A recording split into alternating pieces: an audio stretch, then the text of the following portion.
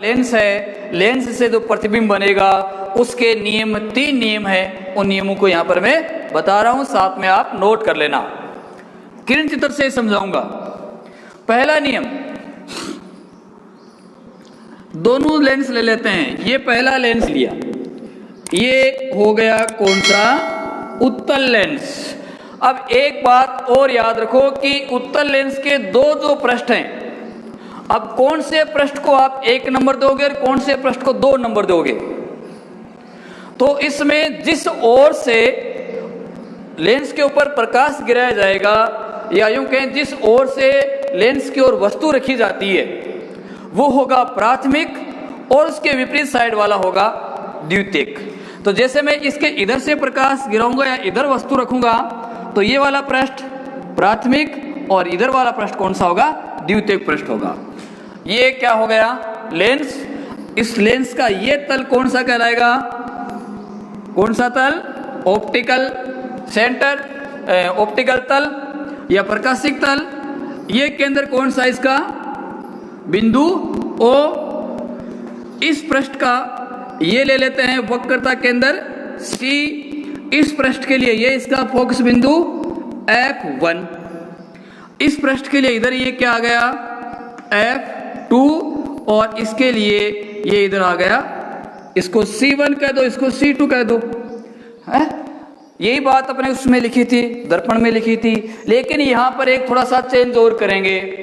वो क्या चेंज करना है कि आपको जो मैंने बताया था कि C बराबर क्या होता है? वक्रता केंद्र बराबर क्या होगा? वक्रता केंद्र फोकस दूरी का सदैव क्या होता है? 2 गुना होता है। वक्रता केंद्र फोकस दूरी का 2 गुना होता है। तो यहाँ पर जो मैं C1 और C2 है, उसके स्थान पर क्या लिखूंगा? 2F लिखूंगा। यहाँ क्या लिखूंगा? 2F। यहाँ पर C1 C2 नहीं लिखेंगे, उसके स्थान पर क्या लिखेंगे? 2F लिखेंगे, क्योंकि 2F का मान भी किसके बराबर होता है? C के मान के बराबर होता है। ठीक है, अब इसको मिलाएंगे सभी को, तो ये क्या बन गया इसका? बोलो क्या बन गया? मुख्य अक्ष बन गया। परिभाषा हो गई ना याद है? को डायग्राम से याद कर लो। डायग्राम याद है तो सब कुछ याद है आपको, ये मानो। ये तो उत्तल के लिए। दूसरा इसी प्रकार से अवतल के लिए ले लो। ये अवतल, ये इसका मुख्य X, ये इसका F1, ये इसका 2F, इस प्रकार से इसका ये F2 और ये 2F। अब पहला नियम, मुख्य अक्ष के समांतर आने वाली प्रकाश किरणें परावर्तन के पश्चात फोकस बिंदु से गुजरती है। ये बात कही ना, फोकस बिंदु से गुजरती है या गुजरती हुई प्रतीत होती है। तो गुजरेगी किस में? उत्तल लेंस में। प्रतीत किस में होगी? अवतल लेंस में। देखो ये मुख्य अक्ष है, इसके समांतर को ये प्रकाश किरण आ रही है, जो इस तल से वापस क्या होगी? यहाँ से परावर्तित होगी, और परावर्तन होने के पश्चात कहाँ से गुजरेगी? फोकस बिंदु F से गुजरेगी। पहला नियम हो गया। किस लेंस के लिए? उत्तल लेंस के लिए। इसके लिए क्या हो गया? मुख्य अक्ष के जो भी प्रकाश किरण आ रही है, ये मुख्य अक्ष के प्रकाश किरण जो आ रही है, ये प्रकाश किरणों को क्या करेगा? फैलाएगा। ये तो केंद्रित करेगा, ये प्रकाश किरणों को फैलाएगा। तो यहां से इसको इस प्रकार से इसने क्या कर दिया? फैला दिया। लेकिन जब इस प्रकाश किरण को आप पीछे की ओर बढ़ाओगे, तो जिस बिंदु पर मिलती है वह इसका बिंदु कौन सा कहलाएगा? फोकस बिंदु। तो ये इसका बिंदु कौन सा हो गया? फोकस बिंदु हो गया। ये किस के लिए है? उत्तल लेंस के लिए। और ये किसके लिए है? अवतल लेंस के लिए। बेटा समझ में आ रही है चीज जो लिख रहा हूं? कमेंट्स करके बताते रहना। उधर मैं संख्या 1 और लिखने वाला हूं, और आपसे पूछूंगा कि आपका दिमाग कहाँ पे है। तैयार रहना, कभी भी लिख सकता हूं। पहला नियम। अब है दूसरा नियम। दूसरा नियम वहां पर क्या बताया था कि जो फोकस बिंदु से आती है वह परावर्तन के पश्चात मुख्य अक्ष के क्या होगी? समांतर होगी। तो उसमें देखो ये फोकस बिंदु है, इससे कोई प्रकाश किरण इस पर क्या हो रही है, मान लेते हैं ये आपतित हो रही है। जैसे ही यहां से परावर्तित होगी तो इस मुख्य अक्ष के क्या हो जाएगी, ये समांतर हो जाएगी। ये दूसरा नियम हो गया। ठीक है, इसमें क्या होगा, इसमें वही होगा। ये जो फोकस बिंदु F है, फोकस बिंदु F, इससे कोई इस पर यदि आपतित होती है ये, तो यहां से क्या हो जाती है, मुख्य अक्ष के समांतर हो जाएगी इस प्रकार से। तीसरा जो नियम है, अपन पहले और तीसरे नियम को ही काम में लेकर इसके किरण चित्र बनाएंगे, दूसरे वाले का उपयोग नहीं करेंगे। ठीक है, तो दूसरे वाले पर ज्यादा दिमाग लगाने की भी जरूरत नहीं है। तो तीसरा है कि जो प्रकाश किरण इसके प्रकाशी केंद्र से होती हुई आपतित होती है, वो यहां से अपवर्तन के पश्चात सीधी आगे क्यों निकल जाएगी। जो प्रकाश किरण उसके प्रकाशी केंद्र से होती हुई दर्पण पर आपतित होती है, प्रकाशिक ऑप्टिकल सेंटर ओ लिया था, यहां से आपतित हो रही है, तो सीधी कहां निकल गई, आगे निकल गई। ठीक ऐसा इसमें होगा, इसमें भी जिस दिशा से आई थी ठीक वैसी आगे निकल गई। जबकि दर्पण में क्या कहा था, याद करो, दर्पण में मैंने कहा था कि जो वक्रता केंद्र से गुजरती है वो वापस कहाँ होती है, वापस परावर्तित हो जाती है।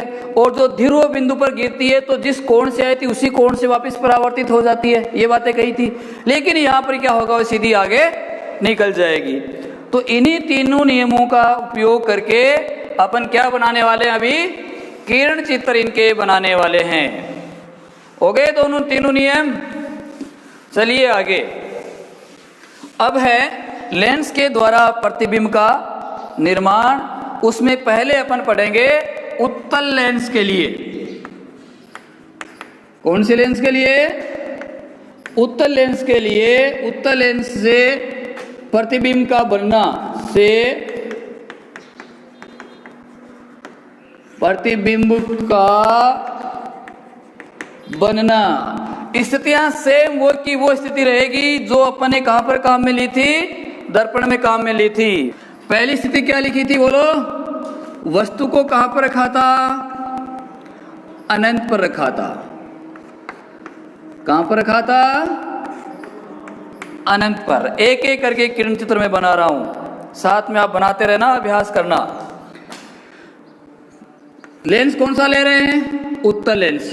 तो ये उत्तल लेंस क्या करती, बनाओ। अब अपना जो काम है काफी सरल हो गया है। आधा पार्ट आपने पढ़ लिया, तो उसके बाद में आगे वाले जो पॉइंट हैं इसी पर आधारित हैं। बोलो, यहां क्या लिखूंगा, F1, यहां क्या लिखूंगा, 2F, इस पृष्ठ के लिए F2, और ये 2F आ गया। अब वस्तु को मैंने कहाँ रखा है, अनंत पर रखा है। कहाँ रखा है, अनंत पर। अनंत का मतलब ये 2F का मामला है, और इसके बाहर जो मीटर है वो किसका है, अनंत का है। जो हमें दिखाई नहीं देता है वही आपका अनंत है। और यहाँ पर आपको मान के चलना पड़ेगा कि दूर वो वहां पर वस्तु पड़ी हुई है। और मान लिया कि उसके प्रकाश किरणें अपने तक कहाँ आ रही हैं, एकदम सीधी आ रही हैं। ठीक है, प्रकाश किरणें अपने तक सीधी आ रही हैं। तो पहला नियम देखो क्या बताया था, ये प्रकाश किरण यहां से क्या आ रही है, इस पर आपतित होगी, तो प्रकाशिक तल से क्या होती है, अपवर्तित होती है। अपवर्तन के पश्चात कहां से गुजरेगी, फोकस बिंदु F से गुजरेगी। ये प्रकाश किरण यहां से, और ले लो 2-3 प्रकाश किरण लेकर इसको दर्शा दो।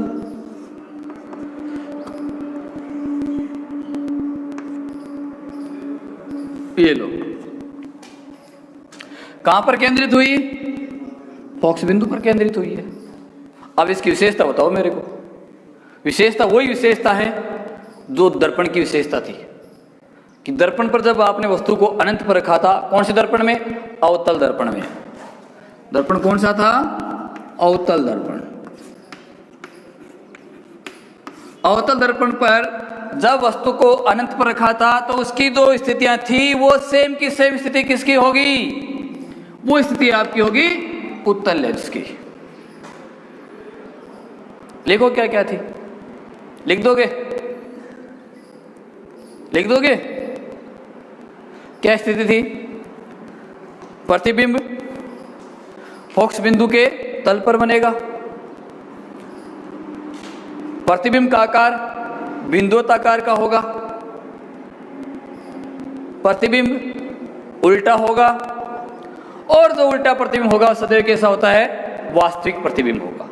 ये चार विशेषता थी, वो सेम की सेम विशेषता इसमें लिखनी है। तभी मैंने वहां पर कहा था कि आप ये याद कर लो, आगे वाला पार्ट आपके याद हो जाएगा। ये पहली कंडीशन है। दूसरी स्थिति, कहां रखा वस्तु को?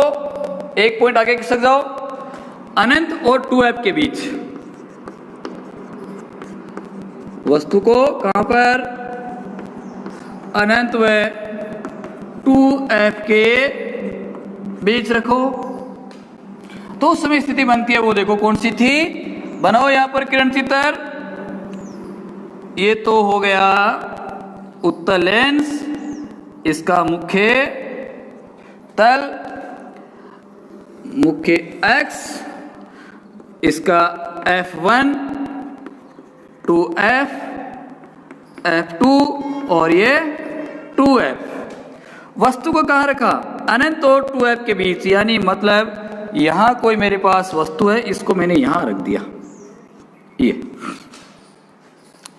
पहला नियम काम में लो। मुख्य अक्ष के कोई प्रकाश किरण क्या आ रही है? समांतर आ रही है। ये मुख्य अक्ष के समांतर प्रकाश किरण, ये क्या कह रहा है पहला नियम? यहां से प्रकाशिक तल से होकर अपवर्तित कहा जाएगी? फोकस बिंदु F से जाएगी। अगला नियम, तीसरा नियम काम में लेंगे, दूसरा ना काम में नहीं लेंगे।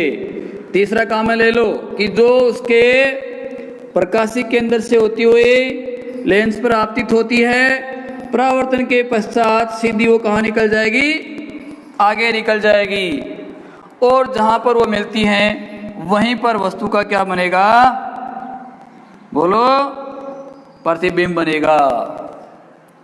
कहां पर बनेगा? F और 2F के बीच बनेगा। उल्टा हो गया, सीधा होगा?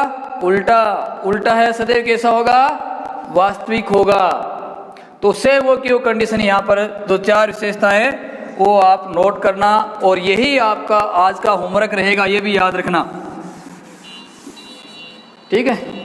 तीसरी कंडीशन, वस्तु को कहां पर रख दें? एक बिंदु और आगे किसका दो? वस्तु को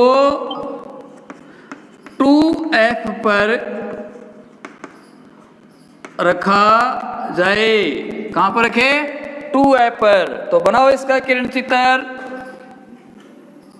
ये लेंस, ये प्रकाशिक तल, ये इसका मुख्य x, f1 2f f2 और ये 2f। अब बोलो कहां पर रखूं वस्तु को? वस्तु को रखा मैंने कहां पर? 2f पर रखा, यहां पर। पहला नियम, मुख्य अक्ष के समांतर कहां से गुजरेगी? फोकस बिंदु F से गुजरेगी। अगला नियम, जो उसके प्रकाशिक केंद्र से आती है ठीक उसी दिशा में वो क्या होगी? आगे बढ़ जाएगी, और जहां पर मिलती है वहीं पर उसका क्या बन जाएगा? प्रतिबिंब बनेगा। तो कहां पर बन गया प्रतिबिंब? ये यहां पर बन गया 2f के ऊपर ही।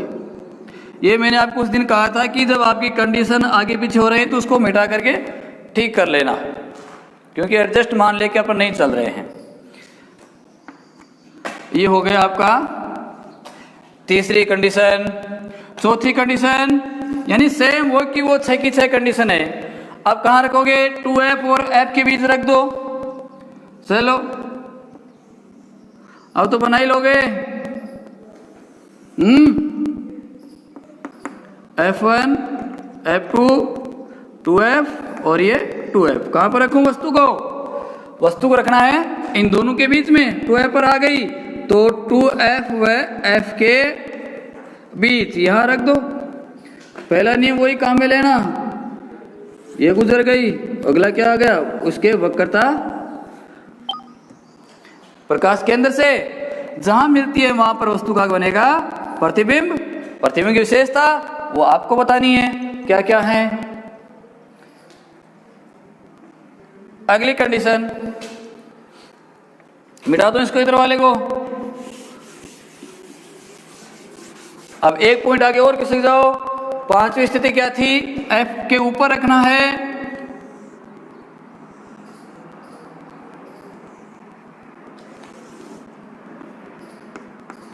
F1 2F F2 और 2F कहां पर रखूं, F के ऊपर, ये यहां रख दो, F पर रखिए, मुख्य अक्ष के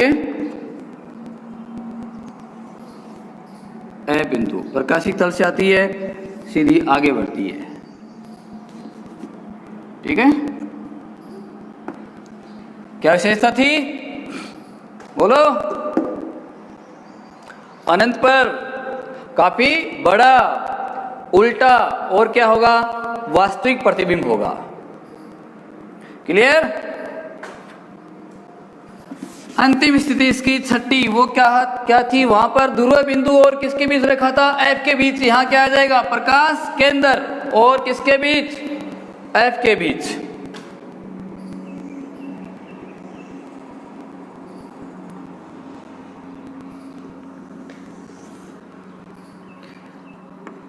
F1 2F F2 और ये 2F कहाँ रखूं, ये प्रकाश केंद्र है, इसके बीच यहां रख देता हूं। ये लो, पहला नियम, फोकस बिंदु F से, ये दूसरा नियम, इन प्रकाश किरणों को आपको क्या करना है, यहां पर पीछे बढ़ाना है। तो पीछे बढ़ाने पर जिस बिंदु पर मिलती हैं वहीं पर वस्तु का क्या बनेगा, प्रतिबिंब बनेगा।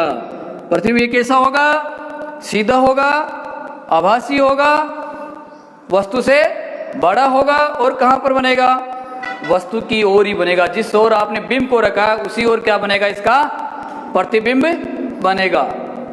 तो ये जो आपकी कंडीशन है वो किस लेंस के लिए है, उत्तल लेंस के लिए। इसकी जो विशेषताएं हैं वो आपको पहले से बताई जा चुकी हैं। तो आज का अपना जो होमवर्क रहेगा, ये किरण चित्र हैं 6 उत्तल लेंस के द्वारा किरण चित्र बनाना, और उसकी विशेषताएं क्या क्या हैं वो आपको लिखनी है। और साथ में दूसरा प्रश्न रहेगा, उत्तल और अवतल लेंस में अंतर क्या होता है। उम्मीद करता हूं कि जो क्लास ली है आपको जरूर समझ में आई होगी। यदि आप फिर भी आपके किसी प्रकार की कोई समस्या रहती है तो आप बेझिझक होकर इस चीज़ को बता सकते हो, आपकी समस्या का जरूर समाधान किया जाएगा। कोई टॉपिक समझ में नहीं आ रहा है या उससे संबंधित रिलेटिव कोई समस्या हो सकती है तो आप बेझिझक होकर आप इस चीज़ को बताओ, जरूर उसका समाधान निकालेंगे। धन्यवाद।